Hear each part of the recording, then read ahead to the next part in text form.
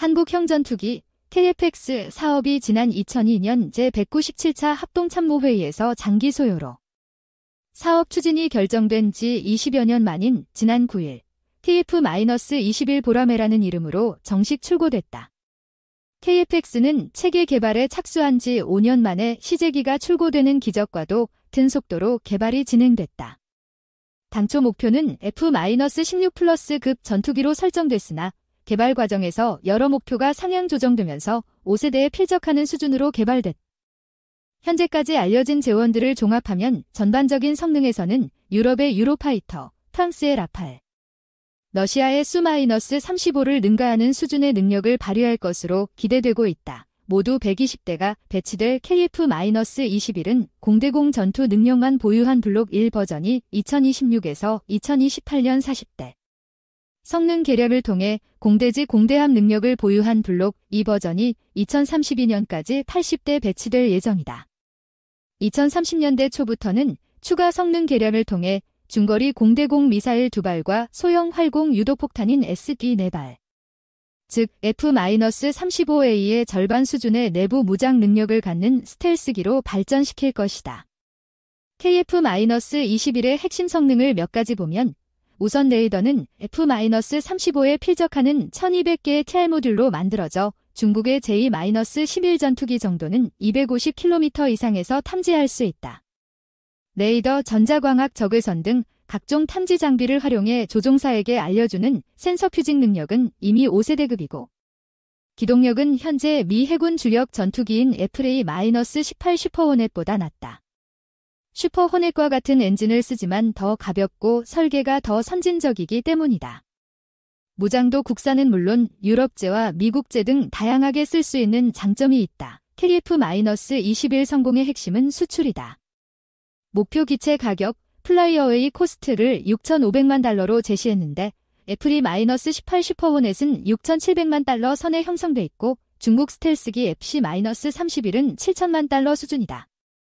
물론 전투기의 실제 판매가인 프로그램 가격, 프로그램 코스트는 교육훈련과 무장, 여유 부품, 행정비용 등을 포함해 플라이어웨이 가격의 2에서 2.5배 수준에서 책정된다.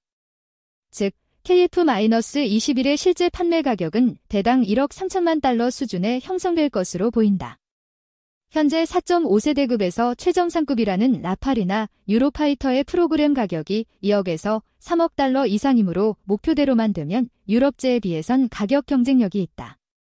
물론 KF-21의 실제 판매 가격이 현재 KAI가 발표한 목표 가격대로 이뤄질 가능성은 작다. 성능 발전 과정에서의 가격 상승을 최대한 억제하는 게 관건이다. 미국과의 관계 역시 KF-21 수출 성공을 좌우하는 핵심 변수다. KF-21의 엔진을 비롯한 주요 부품은 미국산이다. 최근 미국과 사이가 틀어진 터키가 탱크 공격 헬기 등 주요 무기체계 생산 중단 사태를 맞았다. 우리가 아무리 수출하고 싶어도 미국이 미국산 부품의 수출 허가를 내주지 않으면 KF-21의 수출은 불가능해진다. 한미 관계가 틀어지면 KF-21은 수출은 고사하고 내수용 생산이 불가능해질 수도 있다. 시장은 분명히 있다. 저소득 국가나 UAE, 사우디아라비아처럼 친미 국가지만 F-35 같은 최상급 무기를 팔지 않는 국가들이 대상이다. 계획대로 개발이 끝나고 든든한 한미 관계로 KF-21의 미래의 꽃길이 펼쳐지길 기대해본다. 2. 미국산 전투기 사면 되는데 KF-21은 왜 무모한 도전을 한다? 전 세계에서 항공 전력 1위가 어디냐는 질문의 답은 너무나 쉽습니다. 1,000조 원에 가까운 군사비를 지출해 천조국으로 불리는 미국의 공군입니다. 항공 전문 매체 플라이트 글로벌이 펴낸 2021 세계 공군력 순위 보고서에 따르면 미 공군은 현존하는 세계 최강 전투기인 F-21을 178대, 적의 레이더망에 포착되지 않는 최신의 스텔스 전투기인 F-35A를 116대나 보유하고 있습니다. 특히 2006년 모해 공중전에서 144대 1로 F-15, F-16, F-18 등 정상급 전투기를 모조리 격파시킨 꿈의 전투기 F-22는 그 위력이 엄청나. 기술 보호 차원에서 미 공군만 보유하고 있습니다. 1대당 가격이 2억에서 3억 달러, 2,242억에서 3,363억 원 나할 정도로 돈을 아끼지 않고 너무 잘 만들어버린 탓 2012년 인도분을 끝으로 생산 중지 명령을 내린 건 유명한 일화입니다. 항공전력 2위도 궁금해집니다.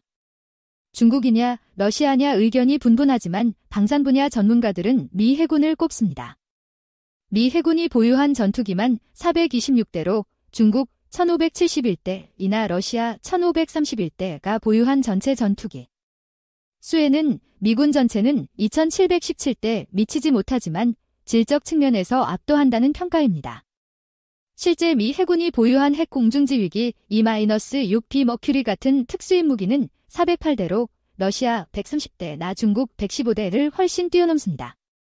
바다를 지키는 해군이 무슨 전투기냐고 반문할 수 있지만 톰 크루즈가 주연한 영화 탑건을 비롯해 미드웨이, 에너미 라인스 등 우리가 알만한 파일럿 소재 영화 주인공들은 대부분 미 공군이 아닌 해군 소속입니다.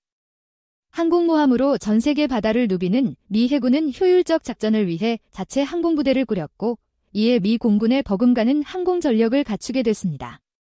해군까지도 전 세계 하늘을 지배하는 미국의 항공전력은 감히 그 누구도 대적할 수 없는 넘사벽 넘을 수 없는 4차원의 벽에 가깝습니다.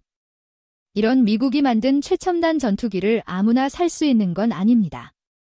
돈을 아무리 많이 줘도 첨단 기술이 들어간 전투기를 아무 국가에나 팔지 않기 때문입니다.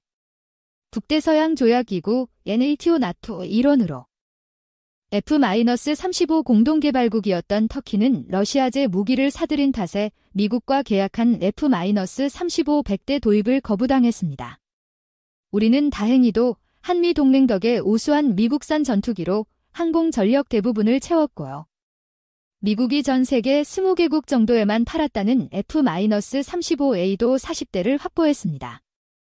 KF-21 개발, 왜 무모한 도전이었나 그런 우리나라가 지난 9일 우리 손으로 만든 최초의 국산 전투기 KF-X CJ1호기를 공개했습니다. 그간 KF-X로 불렸지만 이날 KF-21 별칭보람에 이라는 진짜 이름도 생겼습니다. 한국형 전투기를 의미하는 KF 코리아 파이터 뒤에 임시로 따라다니던 실험을 의미하는 X 익스페러멘텔을 완전히 떼어낸 겁니다. 21세기 하늘은 우리 힘으로 지킨다는 의미가 KF-21에 담겼습니다. 이날 행사는 개발 중인 무기체계가 공장 밖을 나와 대중에게 선보인다는 의미의 출고식이었습니다. 당장 하늘을 날 수 있는 건 아니라는 뜻이지요. 내년 상반기까지 총 8대의 시제기, 지상시험 시제기 2대 포함가 제작되면 지상에서 내구력 테스트를 통과해야 시험 비행을 할 수 있습니다. 내년 7월부터 2026년까지 총 2200여 회의 시험 비행까지 무사히 마쳐야 2026년부터 양산이 가능합니다. 군 당국은 2032년까지 120대 도입을 목표로 하고 있습니다. 하지만 우려도 적지 않습니다. KF-21은 뛰어난 레이더와 컴퓨터 성능을 보유한 4세대 전투기와 적의 레이더망에 포착되지 않는 스텔스 기술이 적용된 5세대 전투기의 중간인 4.5세대 전투기라는 점 때문입니다. 바꿔 말하면 스텔스 성능이 없다는 겁니다. 스텔스 전투기가 주요국의 항공 전력으로 활약하고 있는데 그보다 성능이 한 단계 낮은 KF-21을 6년 뒤에 양산하는 게 적절하느냐는 비판이죠. 전투기는 300대 이상 팔아야 수지타산이 맞는다고 합니다. 우리 군에 납품할 120대를 빼면 공동개발국인 인도네시아를 제외하고 다른 나라에 180대 이상을 실제 수출할 수 있을지도 의문입니다. 한국형 전투기 사업이 그간 7차례 있었던 사업 타당성 조사에서 6차례나 타당성 없다는 결론이 나온 주요 이유입니다. 투입 비용 대비 이득을 남길 수 없는 구조라는 이야기지요. 고등훈련기 T-50, 경공격기 FE-50 만들었지만 첨단 기술의 집약체인 전투기 개발은 진입장벽이 높습니다. 동체에 부착되는 센서를 비롯해 레이더와 엔진, 체계 조립 등 수십 년간 축적된 기술 확보가 필수이기 때문입니다.